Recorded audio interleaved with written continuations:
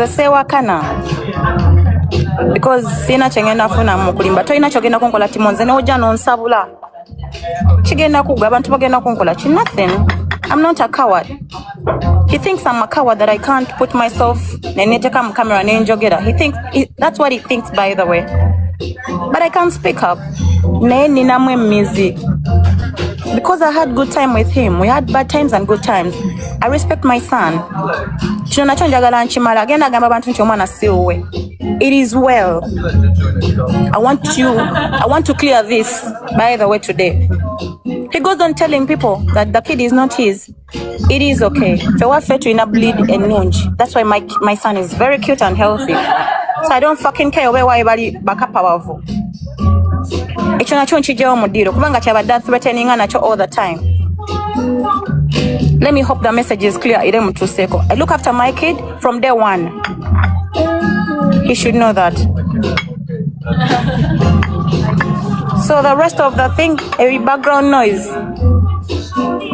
Tadamu okuntisa tadamu okuntreateninga ave ku linnya lyange tadamu kwogera nange sinze gwasoose okwagala ate sinze gwasembyeyo okwagala buli naku abantu baawukana buli omu n'akwata akkubo lirye. Have I ever come out n'entandika okwogera buli kimu?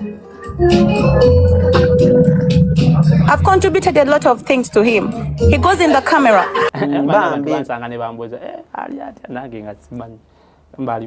did you last see your son? I don't know. Okay, when did you last talk to your son? When did you last hear your son calling you daddy? We don't talk. For how long? We don't talk. Okay, do you look after your kid? We don't talk. Also, toyogera na mama mwana nabiki. But do you look after your kid? We don't talk. Kata kya kiwanvu kyontwalamu kiwa. Kakati ekiriwo. Omukulu ono yabadde Uganda n'akola interview n'omukulu ono bamuyita Alan Cruise exclusive. Omanyi ebbanga lyonna tubadde tuwulira buwulizi nga batugamba nti mbu omwana wa Jacinta si wa Zakamaya. Olunaku olwaleero kituyambye ono bwe yadde akola interview ne Alan Cruise yayogedde ku ono Balista Timo. Balista Timo no wiiki eyiwedde naye n'agiyingiddemu kati naye n'agitandiseeko.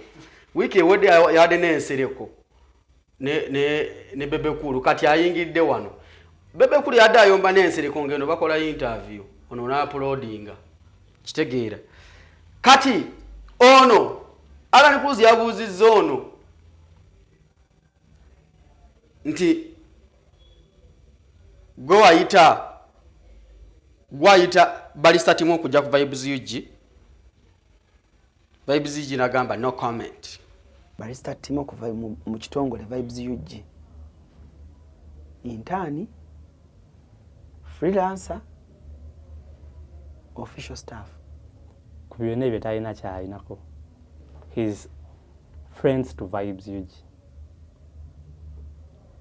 Balista Timo is a different brand completely. Ngaye. So bwaba akolera Vibes UG abaki? Aba akola kintu kyayagala. His friends to Vibes UG nti amanyi Zakamaya ali okay to work. Mulabi atuyambe kubanga talina title. Ali okay to work with Zakamaya takirina ko. Balista Timo ino omukutu gwe ogwa YouTube. Wali oguweerezaako? Nedda. Bwabajja okuweereza ku mukutu gwo gwamuyita yeeyita. No comment. Kubanga kyembadde njagala obuuza bwaba yeeyita. Wali weeyiseeko n'ogenda ku mukutu gwe n'oweerezaako? No comment. Kitegeera. Namubuuza olina kati ndowooza mbigambo mu kwogera ebingi. Omwana mwe yajje guno omutwe. N'agamba Timo is nothing ku Vibes UG. Timo talina kyali ku Vibes UG. Oba twawukanye oba tetwawukanye talina kyali. Obuzibu avaawa. Ensongera za Uganda Airlines bana ono musajja wange ono Zakamaya yali ne musajja wange ani Kimnana nga bakoma Uganda era bali kunyonyi emu eyadire eyinga eyaliwisa bana Uganda ne bemulugunya ono n'akola video olw'abaganda be abali ku nnyonyi abalemeddwa okufuluma eggwanga ennyonyi ya Uganda Airlines. Ono n'akola video in fact video eyaleetera ono ogamba nti yavuma Uganda Airlines yali alwanirirako bano ne munne Kimunana. Ono n'akola video era video yatuusiza Bebekulu n'Ensereko okuwanyisiganya ebigambo. Ono we yakola video awo. Kati Balisa Timo amala kukola video. Bana abakulu ennyonyi gye bakima ebatuuse Uganda. Zakamaya atuka ku ekisawo ky'Entebbe waliwo ku arrivals waliwo bagamba welcome to Uganda bateeka ebiyumbe bingi ebyenjawulo. Akwata aka video ateekamu akayimba Uganda nnungi nnyo wakali kayimba kinenga kakwata ku Uganda. Jukira avudde ono alowooza munyiivu olw'ennyonyi kye yakoze Uganda Airlines yabalwaniridde n'ayomba n'akola ki. Kati ono bwe yatuuka Uganda ku kisaawe yakalaninga bw'ati n'awaana Uganda n'enkulabira embaga. Ono ne gamugwa mu kutu nti ono awaanya eki Uganda Airlines. Kati bw'amala okuwala Uganda Airlines ono n'agamba abantu muli bankwe. Tubadde tuli wano tulwana Uganda Airlines kye yabakoze. Mutuuse mu Uganda muli mu kuwaana Uganda nungi nnyo. Okoze na video. Bwe yandituuse ng'okola video n'ogamba wannange ennyonyi yakoze bwete.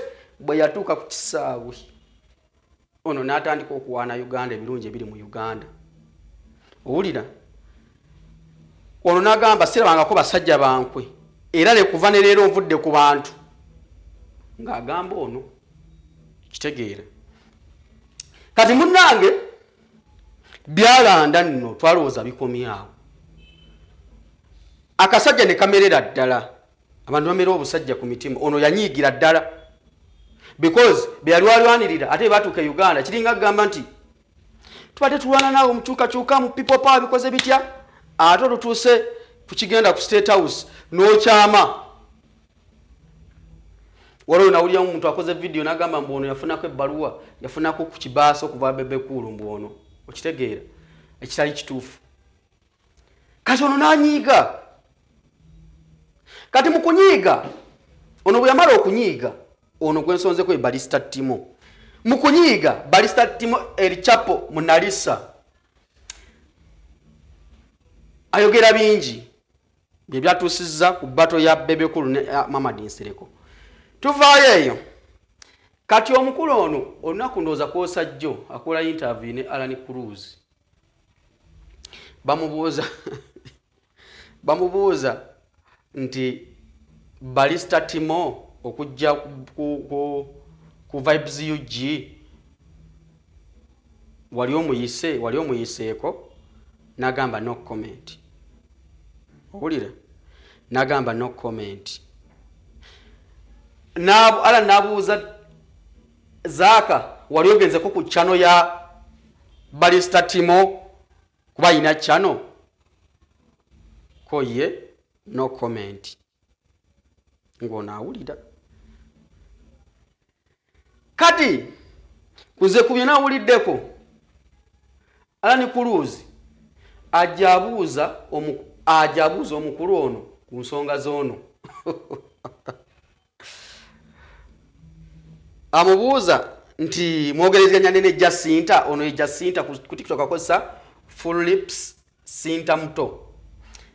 Alan Cruz abuuza Vibes UG nti gwe ne Jacinta mwogerezanya ovuleti. Ko ina mugamba no comment. Moli maama wa omwana wo ono n'amuddamu no comment. Katonda nyake yayogedde n'agamba Alan Cruz n'amubuuza nti omwana wo omulaba omuwa obuyambi. Ono n'ayogera nga alinga awonsebwa ati omutwe n'agamba buuza nti n'okumulaba mulabako simanyina gyali simanyina kyaliko. Olwo n'akanya kimu mubuuza omuwa obuyambi simanyi kyaliko mwana simulaba. Okitegeera? Kati ono wajja engombe egamba nti bagamba mbono agenda agamba abantu nti omwana si wuwe. tujjukira bulungi mu kuzaala kwono yali azaala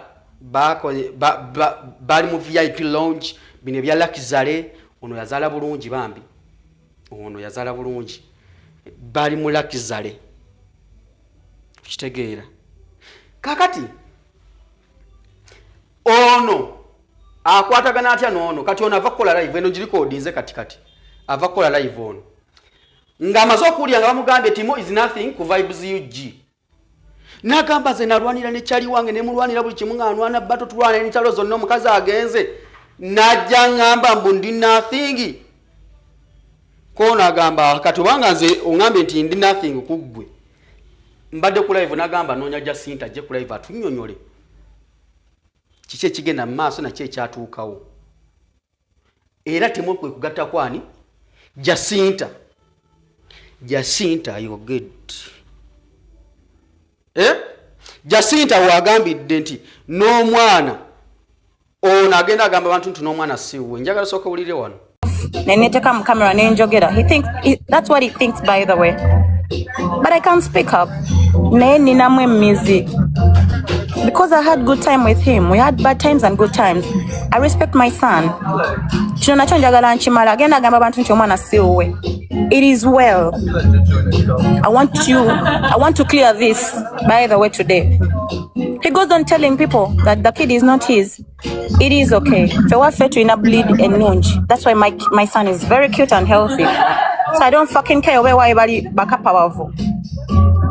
Ekyo nakyo nkijjawo mu ddiiro kubanga kyabadde threateninga nakyo all the time. Let me hope the message is clear. Ire mutuseeko. I look after my kid from day one. He should know that.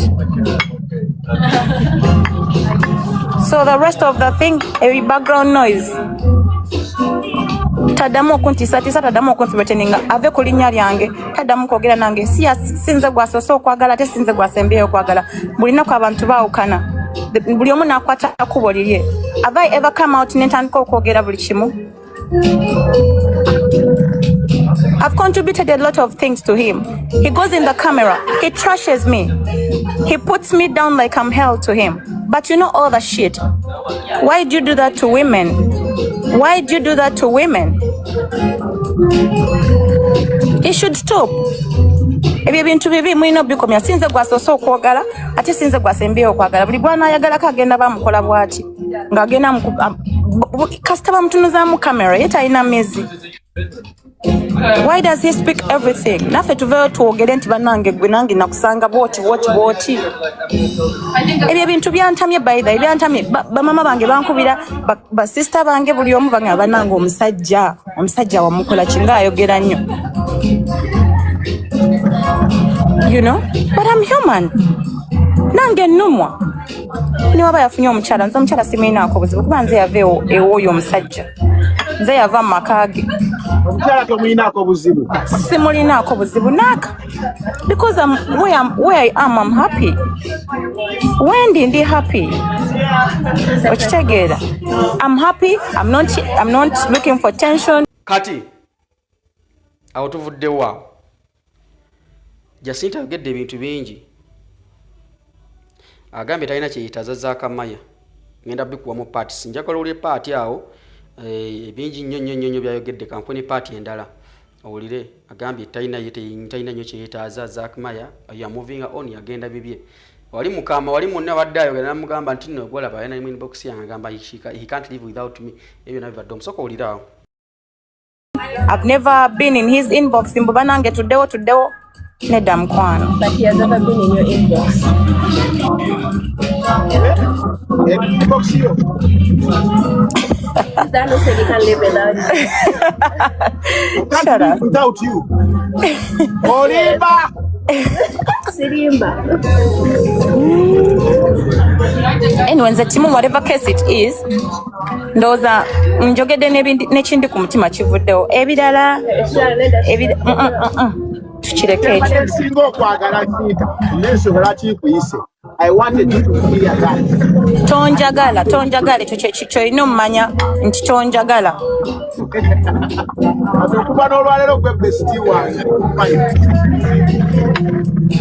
naye nze tukola endagaano wano ku live nga buli muntu waali nze newe mba nkukoze eki nojja nonsabula wano tewali kigenda kuntuukako nga lwaki tonsabula waliwo wantiisatiisa bannaye mutiisatiisa balenzi mwe bannanga balina obunamba wano eno mutiisatiisa waliwo wansabula waliwo waŋŋamba mbu musula mu nnyumba ya giraasi simanyi okwata mabulooka. What did you say? Nera kyakoma kwakyo kutiisatiisa naye nze all in all mwami manja yonna gy'oli bambi nze lekera okunjogerako ku live zo lekera okunjogerako mu interview zo bwe bakubuuza ebintu ebimu bisirikire nze nekyo kyobadde ogamba mbusimanya asanga mikwano gyange ye Kampala mu mabala n'abagamba shegewo n'abagamba ebintu bingi ne bajja ne babiŋŋamba aba atuusa message naye omuntu oba omuvinze on move on in good nze apart from obuyimba bwange bwentulamu ne violence mwali muvuddeyo nga nze ŋŋambye banange omulenzi oyo yankola kino nankola kino naye tewaliwo kyotamanyi okitegeera beerako n'emmizi if you move on in peace okitegeera oba obikola proving a point mbukunnumya but then nze yagenda nze yakuviira nga njagala mirembe gye ndi nina emirembe banaye munneesonyiwe era kino nkyogera nga I know there is a lot of number you're recording but message wekutuukako njikugambye mu bulungi stop threatening me ebyo byogamba mikwano gyange embunja vayo simanya njogere I don't give a fuck wovayo noyogera so what bagenda kunkuba wetunavayo fenna netwogera tugenda kubeera kuki wani atasirika ye teyazinako baka banne nga mbimanyi gwe tobimanyi gwe Timo tunula wano tewebuzaabuza tunula wano wagamba totya ate kati lwaki otya tobimanyi kati lwaki mba ntiitira simanyi ogenda vayo bannaye we nakuzalamu omwana nazza musango y'omulabirira nesonyiwa kagamba siwe omwana wange mwerabirira owulidde kati aneesonyiwe ate ogulawo olutalo ku luno nja kwetunuzaamu kamera maama wange anansonyiwa kuba yaŋŋamba muwala wange sirika newe kiba kisirika nsirikidde ebbanga nze wali ndayiko nga nvuddeyo mbuno ndasana bino ebyekisirusiru leero bwe busoose lwaki nkikola abaddeko eyo interview eyo n'ayogera ebyekisirusiru ne bintuukako neŋŋamba ono atasirikako ye yeeyita kife tetulina kamera simanyi lwaki Alani Cruz buli watuula we batuula ayagala nnyo okusosola okukoza ensonga ezo kuba ekituufu ati ebyamanyi abimanyi tebasobola kutumya kumupira banyumye ku bintu ebirala naye nga munnange woba obadde oninako obuzibu ng'okimanyi mbu sikwagala because of some reasons nja kunoonya ogenda kunoonyako Sinta nja kunoonya lwakuba eyo gye mubeera eyo mu kavuyo sijjaayo ng'era bw'omanyi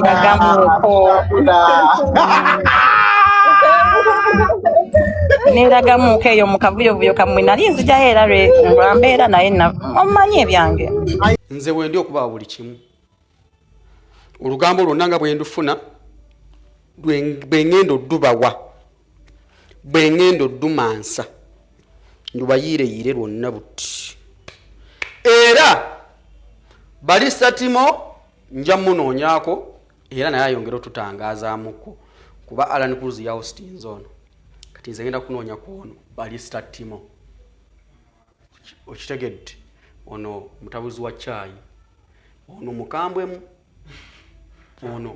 ono mukambwemu era agambye nti yali agenda fumita ono akambe bamusanga bakwesanga kubambu ono ekimuleesezza mbono yayogerera nnyo ono ng'ali ku saidi yooli kati mbunono yali akyawo ono yamubuuziza nti yamugamba nti nze nanago nagamba nti bwenkusanga nsobola okufumita akambe ogidde ebigambo ebyo so embeera bwetyo bweri tova ku Celebrity Track nze Divosh Matovu.